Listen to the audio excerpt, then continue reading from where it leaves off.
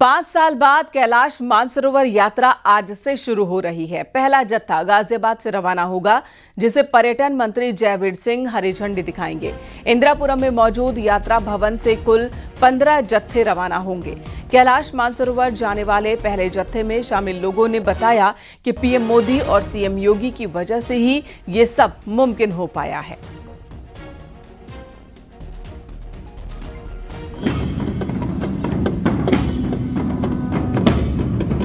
ये सनातन का दौर है और ये भारत के प्रधानमंत्री आदरणीय नरेंद्र मोदी और उत्तर प्रदेश के यशस्वी मुख्यमंत्री, लोकप्रिय मुख्यमंत्री, कर्मठ और कर्मयोगी मुख्यमंत्री माननीय योगी आदित्यनाथ जी का दौर है। और ये शुभ घड़ी आई है कि हम लोग मानसरोवर के यात्रियों को यहाँ से प्रस्थान करने के लिए सब इकट्ठा हुए हैं।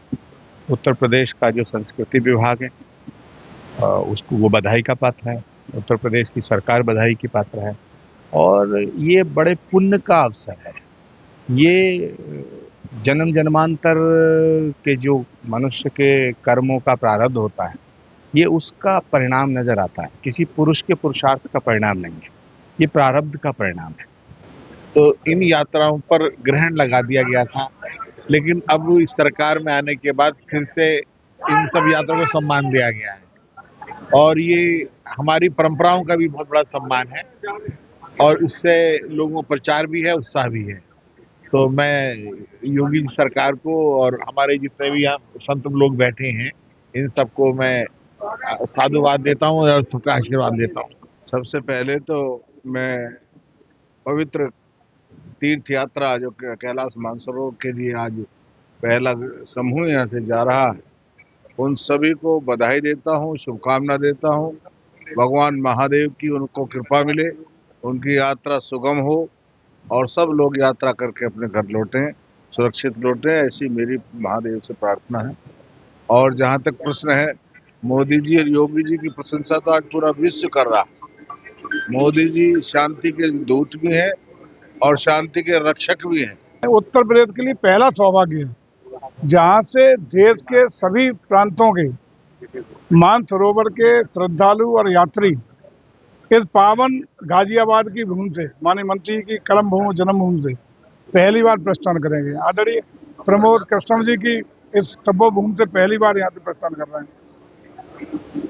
5 साल के बाद, कोरोना काल के बाद यात्रा का शुभ अवसर मिला है और यहाँ भारत के विदेश मंत्रालय के द्वारा जो प्रयास हुआ उसका एक सार्थक परिणाम आया कि यहाँ से ये मानसरोवर के यात्रियों को गाजियाबाद की मानसरोवर भवन यहाँ की पहली यात्रा है। मानसरोवर भवन ही हमेशा के लिए मानसरोवर यात्रियों के लिए आज से समर्पित हो रहा है।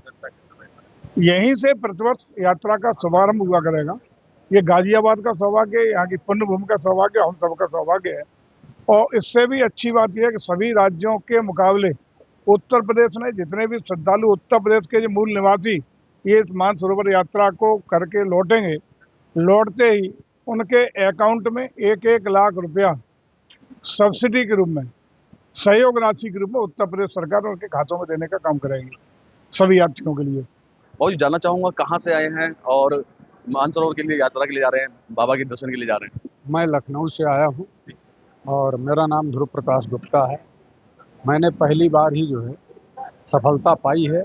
मुझे अपार खुशी है कि भोलेनाथ ने हमको अपना क्लियर टिकट दे दिया कि आप आइए, आपको हम दर्शन देंगे।